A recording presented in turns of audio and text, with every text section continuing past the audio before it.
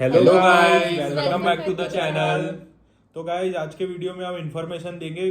Q&A video बनाई है Georgia के वीज़ा से रिलेटेड, यहाँ का प्रोसेस, एजुकेशन सिस्टम और सब क्या है। लोगों को बहुत क्वेश्चन है और मतलब इतनी सफिशिएंट इन्फॉर्मेशन नहीं है यूट्यूब पर, क्योंकि सब एजेंट ही वीडियो डाल रहे हैं और एजेंट का तो पता ही है, कोई इतना इन्फॉर्मेशन नहीं होता है, वो पैसों से उनको मतलब होता है। तो मैं मेनली तो अभी इन्होंने रिसेंटली एडमिशन लिया है, तो मैं तो सीधा पहला ही जो इम्पोर्टेंट सबके दिमाग में, जॉर्जिया एडमिशन एमबीबीएस का लेने से पहले एक दिमाग में क्वेश्चन जरूर आता है, सबने ये तो सुना ही होगा कि भाई जॉर्जिया का वीज़ा बहुत ही टफ है। ऑस्ट्रेलिया कनाडा का वीज़ा तुम्हारा 20 से 25 दिन में आ जाएगा, मगर जॉर्जिया का वीज़ा 2-2, 6-6, 12-12 महीने तक लोगों का नहीं आता। और ये आपको देखना हो तो Georgian embassy in India new Delhi में है, उसके रिव्यू में जाके भी देख लेना कि लोगों के 12-12 महीने तक भी वीज़ा नहीं आए, उनका एक एक साल पूरा ऑनलाइन चला गया। तो पहले रिसेंटली तो मेरा क्वेश्चन इनसे यही रहेगा, इन्होंने अभी एडमिशन लिया और अभी आए हैं यहाँ पे, जस्ट बिफोर 3 डेज ये आए हैं यहाँ पे। तो वीज़ा का प्रोसेस क्या था और कितने टाइम में हुआ और कन्वीनियंट रहा कि नहीं आपके लिए, ये बता दो। वीजा का प्रोसेस अगर कन्वीनियंस की बात करें तो कन्वीनियंट तो बिल्कुल नहीं था, क्योंकि रश बहुत था। और रश भी इसलिए था क्योंकि एजेंट्स ने ना सारे स्लॉट्स बुक कर रखे थे, तो वैसे ही डिले हो रहा था सबके वीजाज में। तो मेरे साथ भी यही हुआ है। तो मेरा जो वीजा आया वो करीब करीब 2.5 महीने में आया। हम्म। और रही बात डॉक्यूमेंटेशन की, तो पहले तो आपको वीएफएस का अपॉइंटमेंट लेटर लेना पड़ता है कि आप जिस भी आपकी कंट्री में जिस भी वीएफएस में जा रहे हो, उस वीएफएस का आपको अपॉइंटमेंट लेटर लेना होता है। उसके बाद आपको वहां जाके अपने सारे डॉक्यूमेंट्स प्रोड्यूस करने होते हैं। और डॉक्यूमेंट की लिस्ट वीएफएस की वेबसाइट पर अवेलेबल है, तो आप खुद ही चेक करके चेकलिस्ट बना दो एक और खुद ही अप्लाई कर सकते हो, डजेंट मैटर वो। हाँ, ये चीज है कि आपको ये लगता होगा कि जॉर्जिया का वीजा टफ है या सिर्फ एजेंट्स के थ्रू ही आ सकता है, तो ये आपका कंसेप्शन गलत है। मैंने खुद अपना वीजा अप्लाई किया था। मैंने मेरे इन दोनों फ्रेंड्स की मदद ली थी, क्योंकि इन लोगों ने मुझसे पहले वीजा अप्लाई कर चुके थे, तो इन लोगों को आइडिया था। तो मैंने इनसे कांटेक्ट किया, इन्होंने मुझे सारी डिटेल्स बताई, मैंने उस हिसाब से खुद जाके अपना काम किया, तो मेरा वीजा खुद आया है। तो आप कभी भी इस चक्कर में मत पड़ना कि मुझे एजेंट्स के पास जाऊंगा तो मेरा वीजा जल्दी आएगा या एजेंट्स ही मेरी हेल्प कर सकते हैं, ये आपको कभी नहीं करना है। आपका चलो। आपका इसमें एजेंट्स का चार्ज भी बचेगा और ये भी नहीं होगा कि आप किसी पे डिपेंडेंट हो। एग्जैक्टली, मैंने तो वही। चलो, एजेंट तो मतलब वीज़ा का तो ठीक है। बाकी फिर यहाँ पे इमिग्रेशन और कौन सी फ्लाइट से आए थे? एयरवेज? मैं आया था कुवैत एयरवेज की फ्लाइट से, और उसका ड्यूरेशन टोटल था दिल्ली टू तिबलिसी लगभग 13 घंटे का, जिसमें एक बीच में 5 घंटे 10 मिनट का कुवैत में लेओवर इंक्लूडेड है। और रही बात इमिग्रेशन की, तो दिल्ली इमिग्रेशन की बात करें तो वो पहली बात तो वहाँ रश है, वो इसलिए वो अंडरस्टैंडेबल है, क्योंकि वो अपनी कंट्री की कैपिटल है, तो वहाँ वैसे ही रश होता है।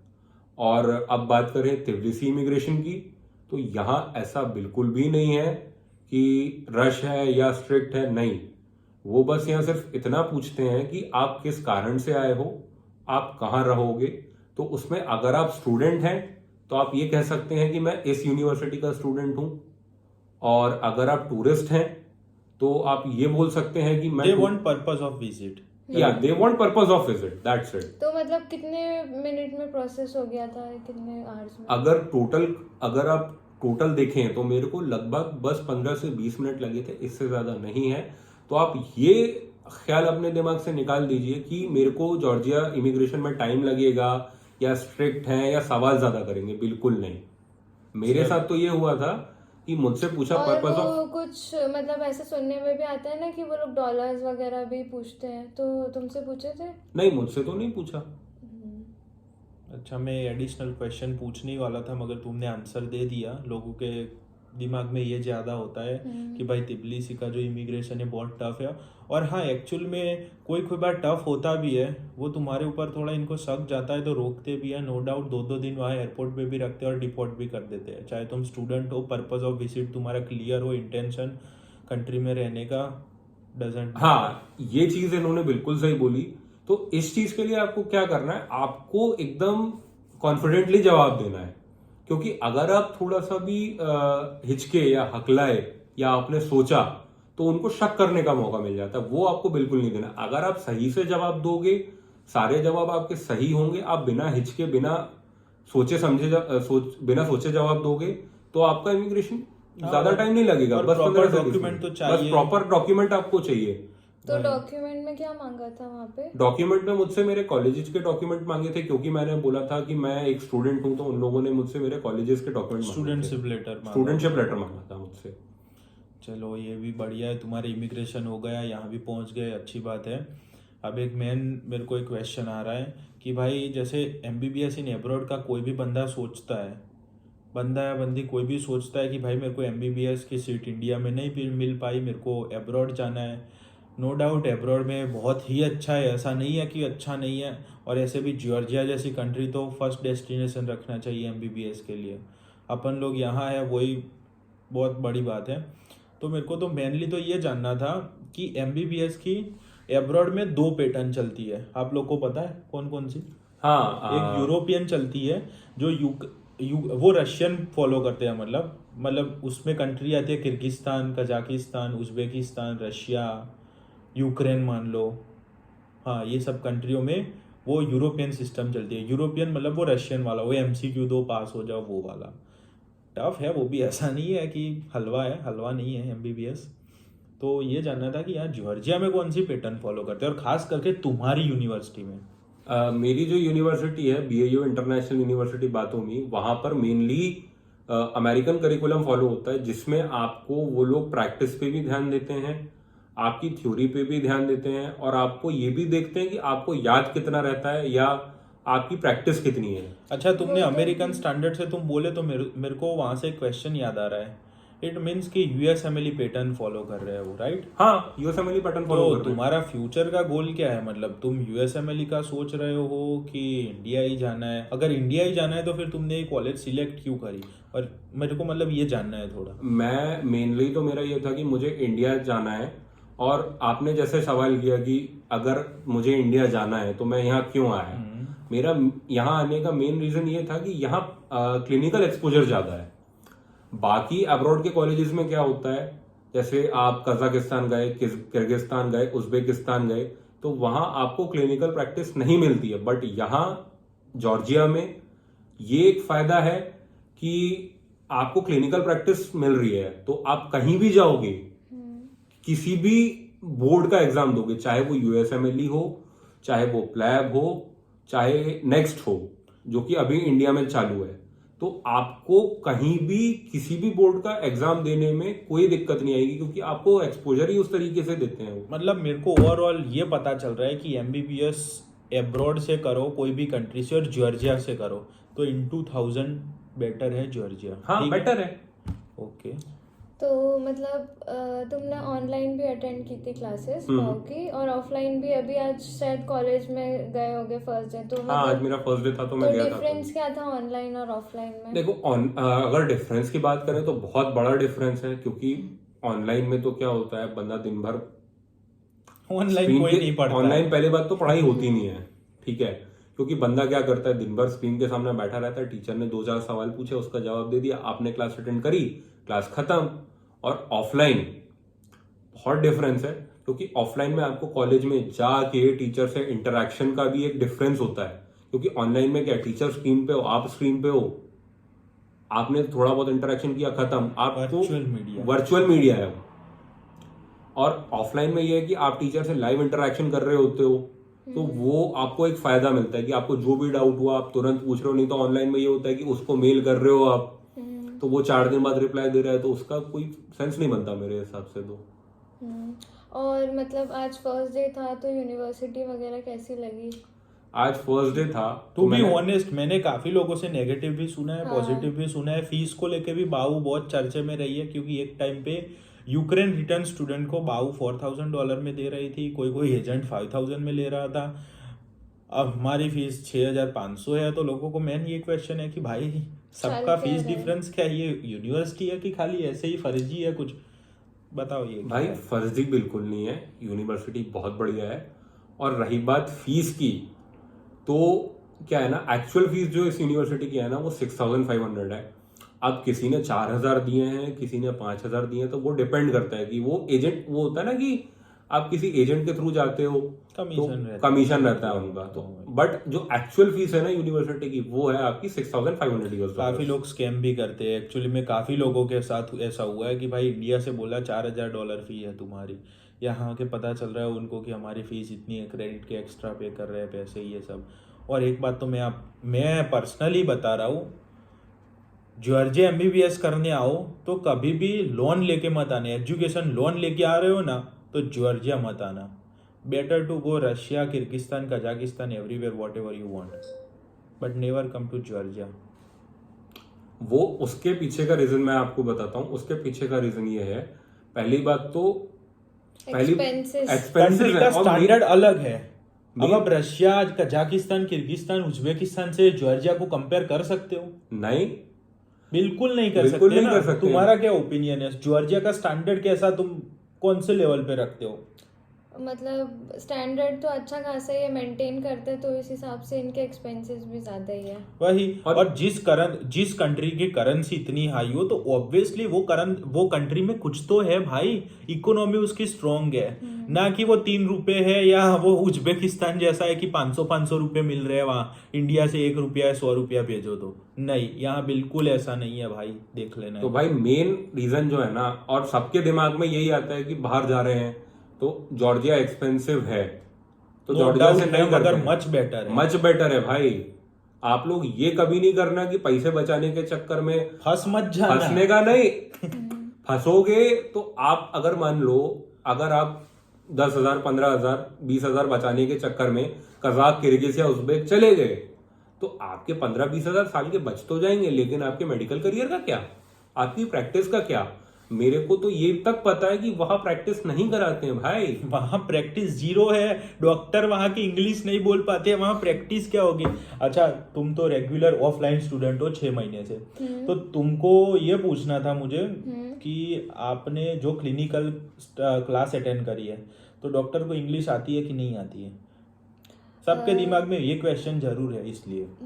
तो अगर डॉक्टर को इंग्लिश आती है कि नहीं आती है, उसमें तो मतलब जो क्लिनिकल विजिट वाले होते हैं यहाँ पे जॉर्जियन हम लोग को इसलिए सिखाई जाती है क्योंकि उसका यूज होता है। पेशेंट आते हैं तो वो तो जॉर्जियन ही बोलते हैं, उनकी तो लैंग्वेज। आपको आ गई है, मतलब आप सीख पाए थोड़ी बहुत, आपने अभी ट्राई किया है तो ऐसा? हाँ, स्टार्ट हुआ है, तो मतलब अगर वो कन्वर्सेशन करते हैं तो थोड़ा बहुत समझ आ जाता है, और बाकी जो नहीं आता है वो डॉक्टर ट्रांसलेट करके बता देते हैं। यहाँ डॉक्टर को इंग्लिश, जॉर्जियन सब आती है। इंग्लिश, जॉर्जियन, रशियन, यूक्रेनियन, कोई भी लैंग्वेज लाओ, टर्किश, सब आ रहा है। टर्किश। टर्किश, सब लैंग्वेज आती है, तो उसमें कोई दिक्कत नहीं होती। खाली मेनली ये पेशेंट का ही है ना, जैसा मैं पेशेंट समझ का पा ये रहा सिर्फ हूँ। क्लिनिकल विजिट में ही चाहिए होता है इंग्लिश और जॉर्जियन, बस। बाकी कोर्स तो इंग्लिश में ही है, तो इंग्लिश में ही पढ़ाते हैं।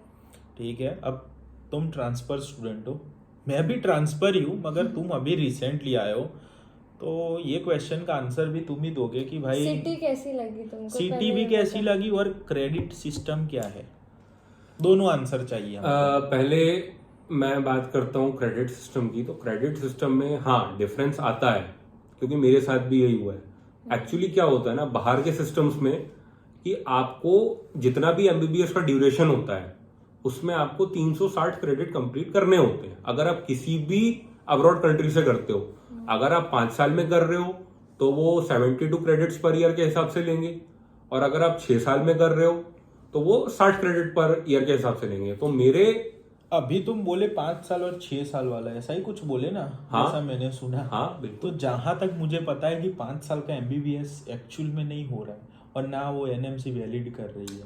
वो तो है, तो ये But- एक बार खाली एक तुम दोनों ये आंसर बता दो कि ये 5 साल वाला लोगों के दिमाग में ख्याल ही कैसे आ रहा है, जबकि तुम 5 साल की वहां से डिग्री तो ले लोगे। मगर तुमने जैसे credits- ले ली कजाकिस्तान से, तो तुम कजाक के डॉक्टर हो, इंडिया में तुम क्या करोगे? तुमको भाई कोई कंपाउंडर ये- पे भी नहीं ये रखेगा। तो ये बात है, ठीक है, ये बात है।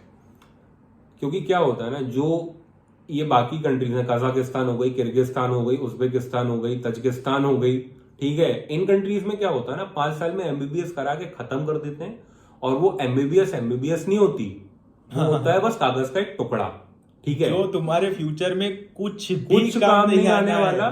क्यों? क्योंकि एमबीबीएस एक है ना, एमबीबीएस जो है वो एक प्रैक्टिकल कोर्स है, ठीक है, और इन कंट्रीज में बिल्कुल भी क्लिनिकल प्रैक्टिस नहीं होती। तो भाई मेरी आप लोगों से ना हाथ जोड़ के विनती है, मत फंसना। मत फंसना। क्योंकि हम लोग, अगर मैं जॉर्जिया आया हूं और या आप मेरा तो छोड़ो, मैं तो कल परसों का आया हूं, आप मेरी बात पे क्यों भरोसा करोगे? आप इन दोनों से भी पूछो कि इन लोगों ने क्या सीधा जॉर्जिया गए थे या इन लोगों ने सारी रिसर्च की थी?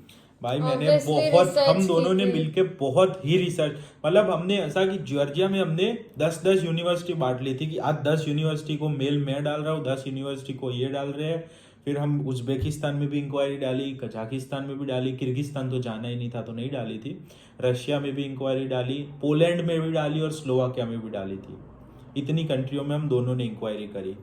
उसके तो साथ साथ पूरी सिटी का भी रिसर्च किया था कि कैसी है कैसी नहीं, और फाइनली है। और मेरे को सेफ्टी के हिसाब से भी देखो ना, तो मेरे को बातूमी बहुत स्पेशली मतलब खास सेफ लगा। और अब आपका मैं दूसरे सवाल पे आता हूं, जो आपने पूछा सिटी कैसी है। तो भाई बातूमी जो है ना, बहुत सही सिटी है। क्यों? पहली बात तो यहाँ के लोग बहुत फ्रेंडली हैं, ठीक है, आपको ये नहीं होता। वीडियो देख लेना ऊपर जाके। हाँ भाई, वीडियो देखना है, इस साइड ठीक है, कोने में है वो, कोने में बटन आएगा, हाँ। वहां जाके वीडियो देख लेना। अब फिर से अपन वापस आते हैं।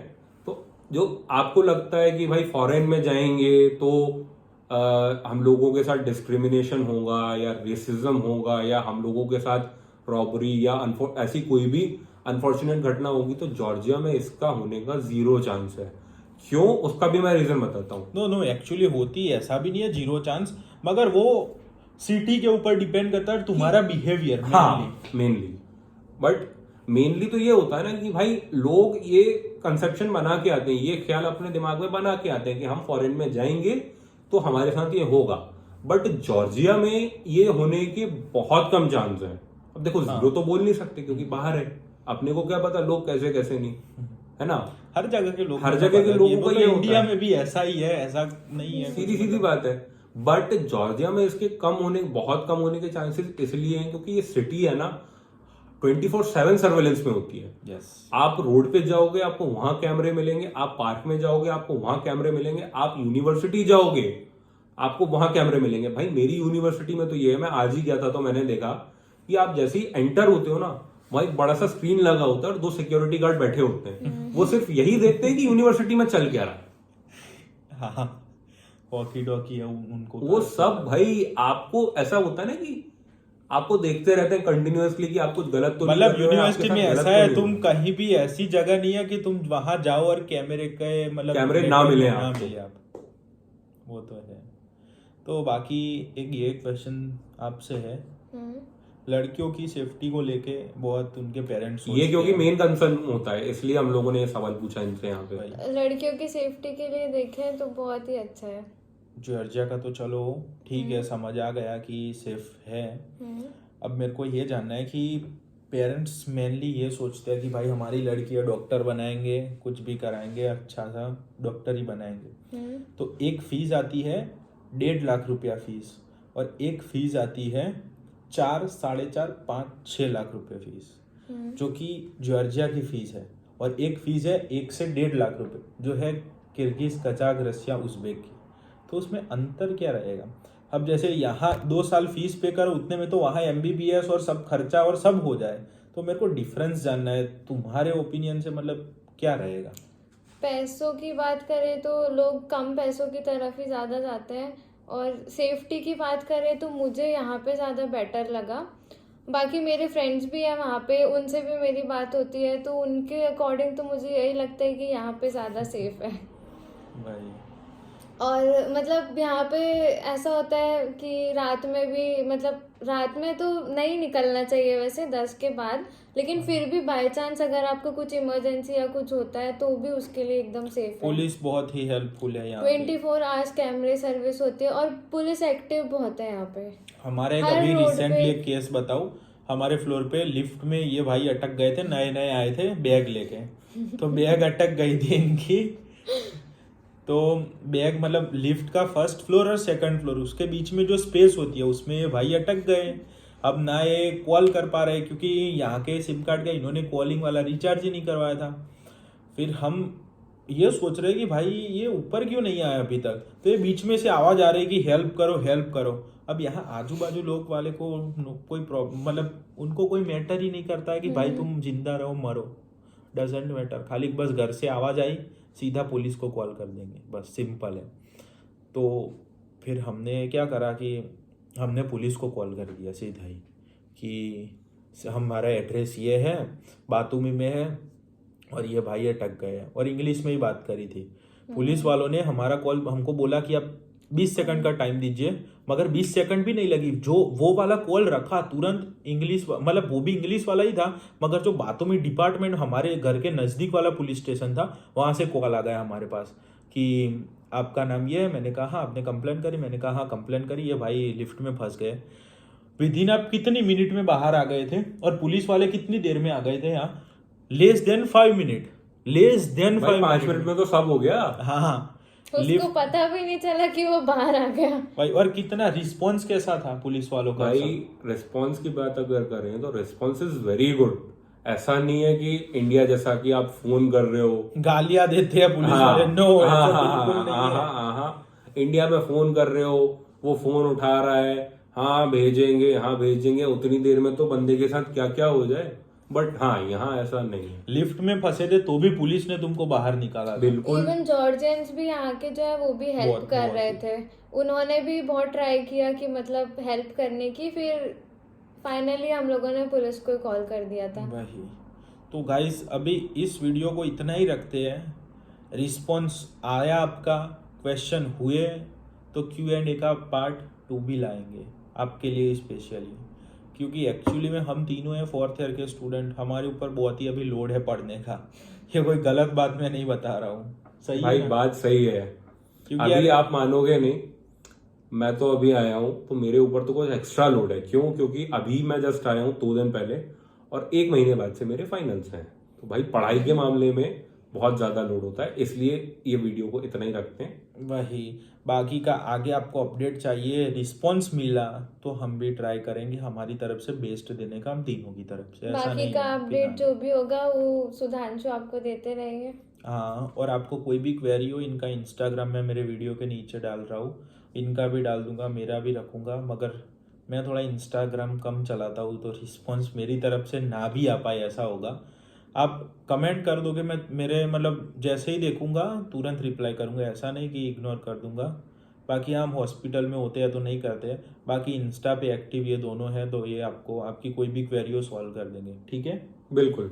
Okay okay okay, so thank you guys, thank you for watching. Don't forget to like, share share, and comment and subscribe. Subscribe. Thank you, bye bye. Bye bye.